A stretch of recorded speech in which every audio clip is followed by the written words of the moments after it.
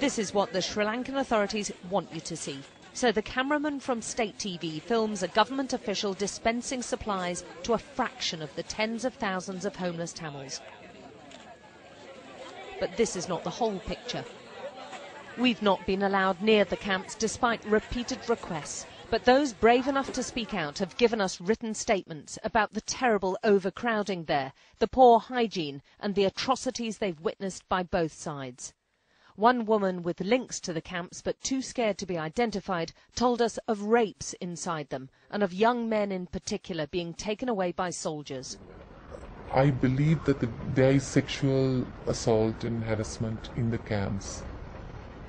I believe that these children and the young ones are going to get disappeared, but we don't know what is happening to them because there is no information, there is no transparency, we just don't know what's happening. Others who've witnessed abuses didn't want to take the risk.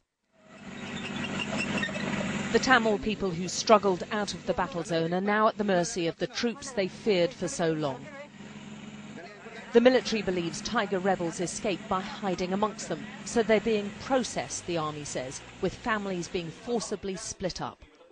Families who are separated, where you have a child with the mother and the father is in another location, or the child is with the father and the mother is in another location, that's quite high. Up to about 70 or so % are in this category. But we do also have children who are completely alone, and that is more urgent.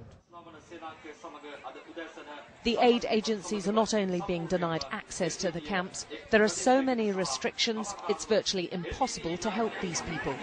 The camps are huge, some of them 100 acres large, yet the military has banned the agencies from using vehicles. And listen to this response from one government official when I asked him about the allegations of sexual abuse in the camps. There are a few blue-eyed children in that camp, so you'll know that some of the NGOs have had a jolly good time when they were up in Vavunia. So when you go up, just have a look and try and identify them. The aid workers, or NGOs as they're called, are seen as Tamil Tiger sympathisers, perhaps because of their insistence on helping the Tamils. And many believe there's a campaign of turning public opinion against them. It often comes out into newspapers where a very bad portrayal of the NGOs is put forward, and we are viewed often as the white tigers. There's a nationalistic fever now, and while the government talks unity, the ground reality for the Tamil minority is very different. They feel alienated and talk of being forced to fly the Sinhalese flag or face being seen as traitors. And the Tamils believe this is just the start of a specific plan which has government support to persecute and intimidate them. Alex Crawford, Sky News, Colombo.